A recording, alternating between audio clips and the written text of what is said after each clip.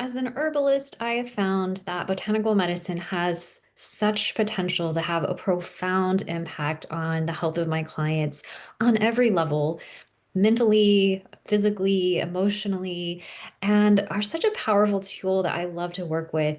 And yet, sometimes clients don't tolerate herbs well.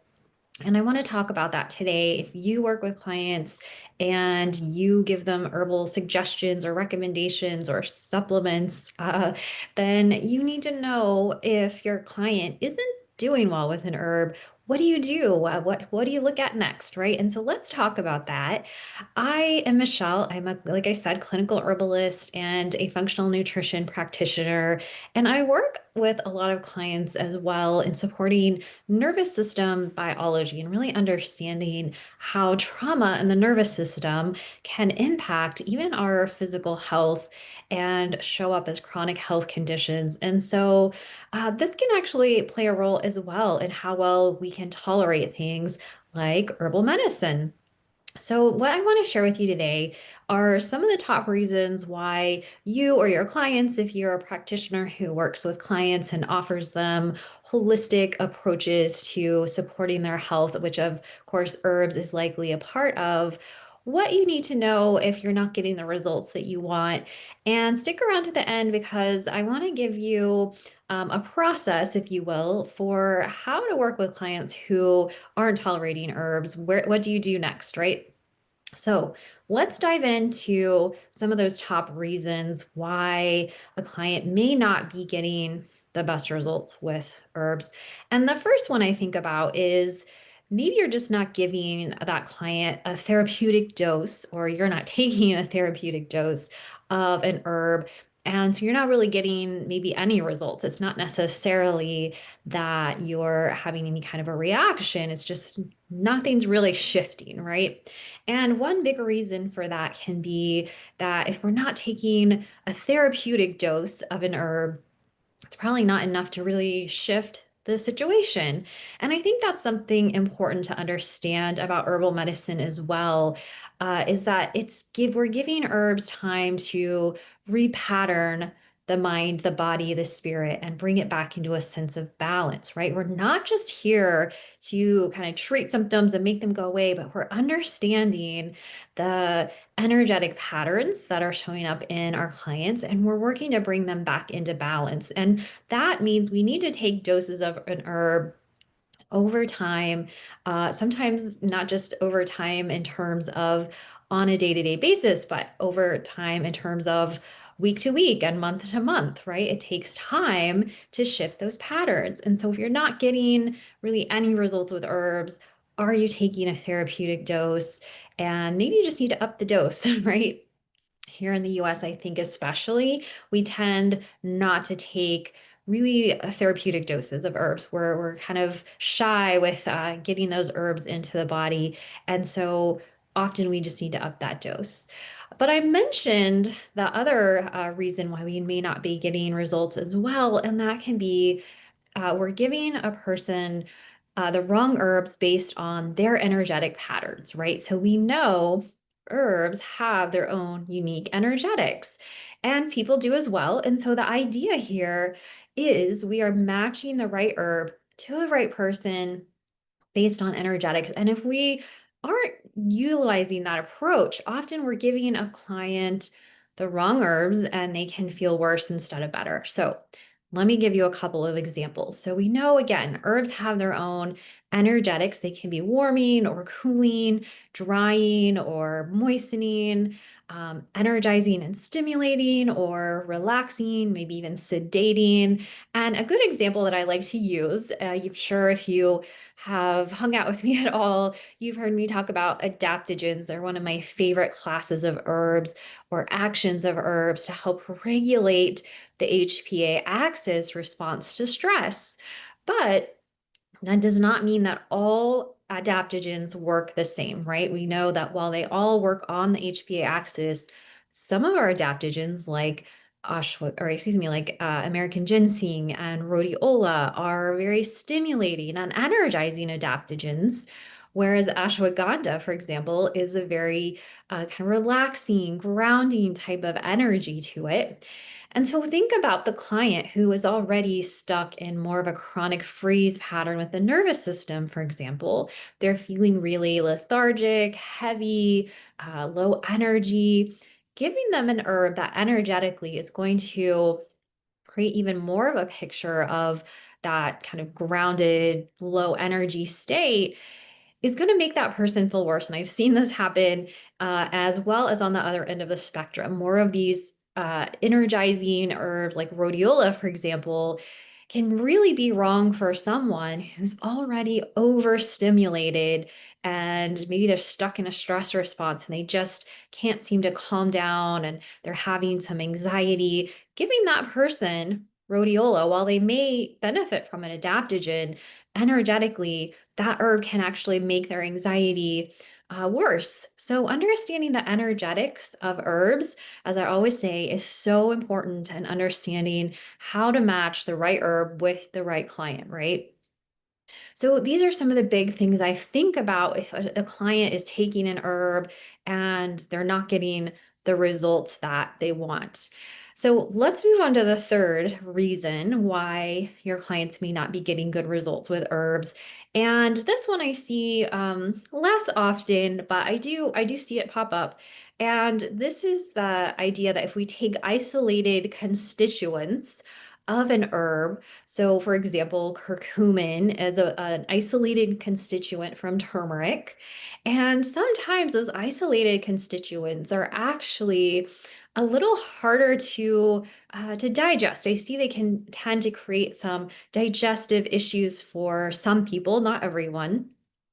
Berberine would be another example, right? So berberine is an alkaloid that comes from plants like golden thread or barberry. And so if we isolate berberine from the whole plant, then sometimes that's a little harder on the body, on the digestive system that I've seen. And so you may just want to be aware of that with clients. I like to use whole herbs anyway, as I've talked about in other videos. So you're getting all of the synergistic constituents of an herb when you use the whole herb, right? However, this leads me into our next reason why your clients may not be tolerating herbs well. Like I just mentioned, herbs have any dozens, if not hundreds of different constituents that are part of that plant, right? And sometimes clients who are very sensitive can have reactions to things like salicylates or oxalates, for example. And so even turmeric, right? We hear so much good information about turmeric, one of the most popular herbs on the market today, but it's actually pretty high in oxalates. And so if your client has an oxalate issue, whether you know they do or not, they may have some trouble with oxalates in turmeric.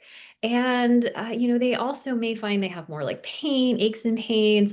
Oxalates can lead to kidney stones. So there's a lot that can be happening with an herb. And sometimes for people who are very sensitive, they just have to kind of know, or you as the practitioner need to know what might be contributing to any kind of reaction that your client could be having when they start taking herbs. So, understanding that if someone has something like a salicylate sensitivity or oxalate sensitivity, I want to mention that also that can be related to the kind of the health of the gut, right?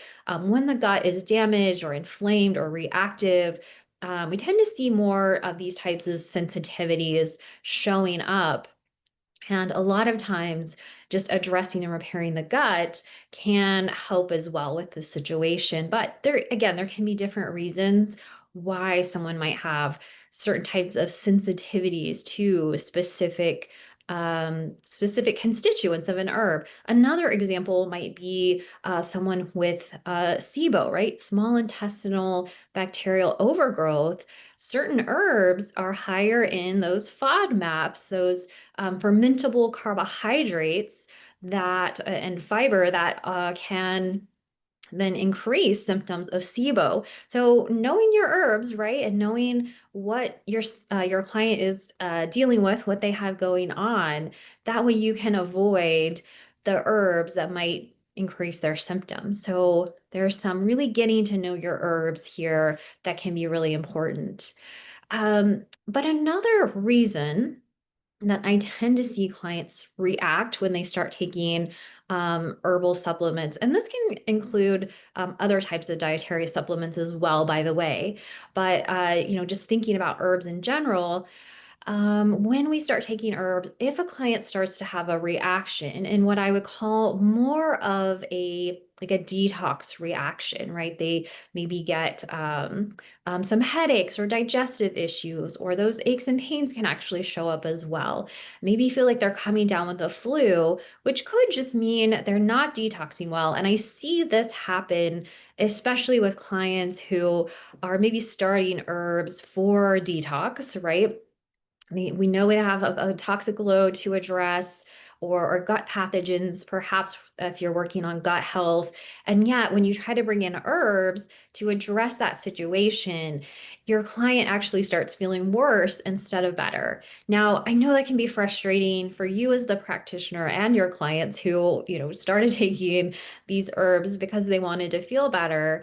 But if you understand what's going on, you know how to support your client through that, because it just means that they're not detoxing well, right?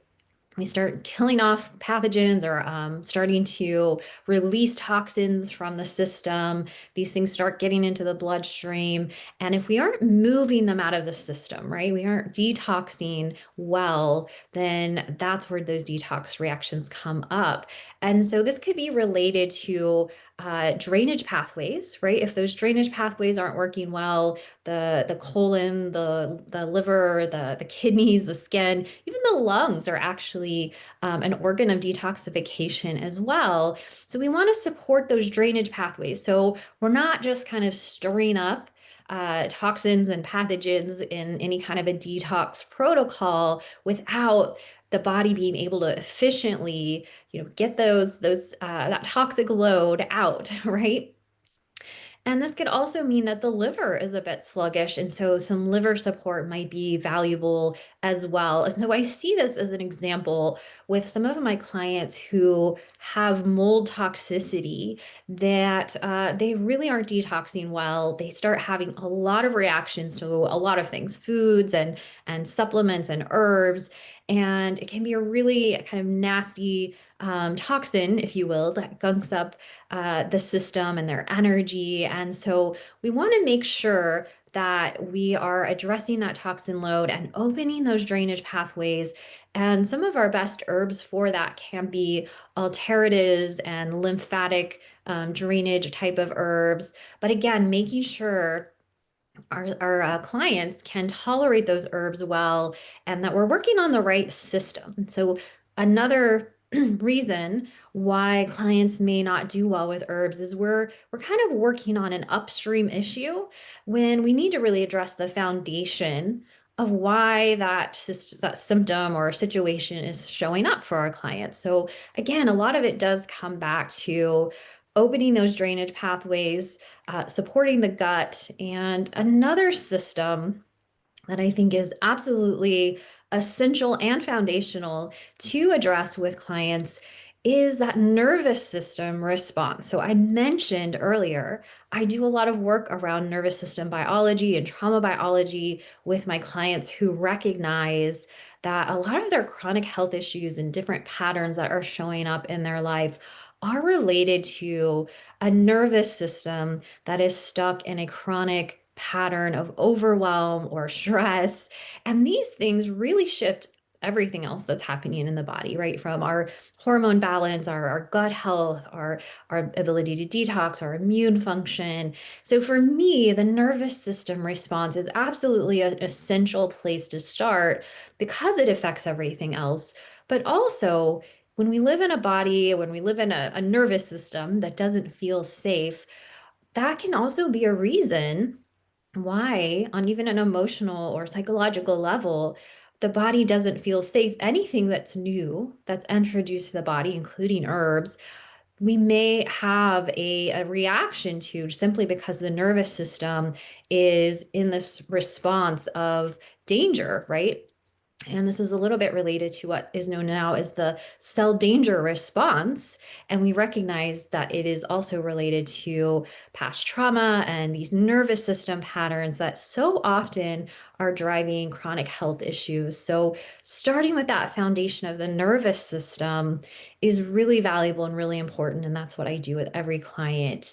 So, let me give you a little bit of like a plan here, a little protocol, if you will, if you work with clients who are very sensitive or they react to a lot of things, a lot of foods or herbs.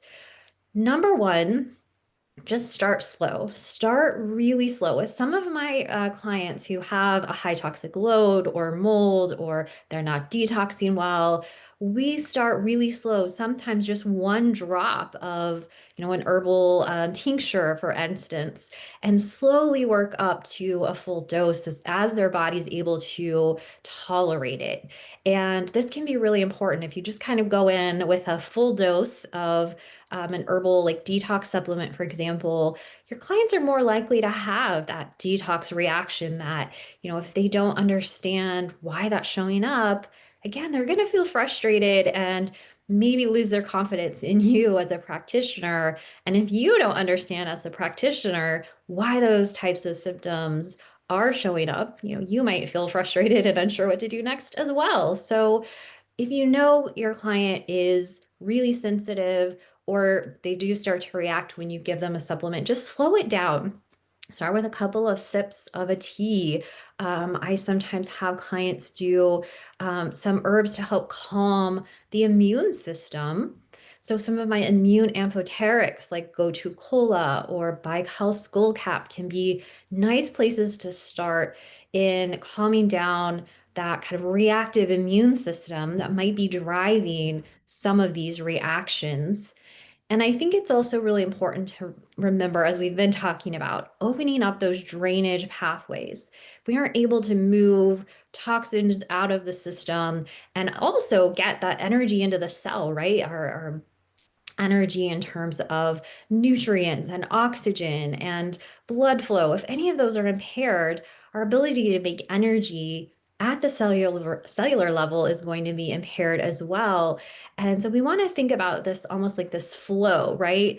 Of energy in and toxins and waste out of the cell. And so opening those drainage pathways is another really important place to start if your clients are having any kind of reaction, or especially like a detox reaction. And then think about working on gut health as well. So many of those reactions and sensitivities can be related to an inflamed gut that's just driving that immune dysregulation that's creating these symptoms. So, as you work on supporting and repairing the gut, going slowly, calming the nervous system, opening those drainage pathways, often you'll be able to get really good results with your herbal medicine and supporting your clients with even the most complex health conditions.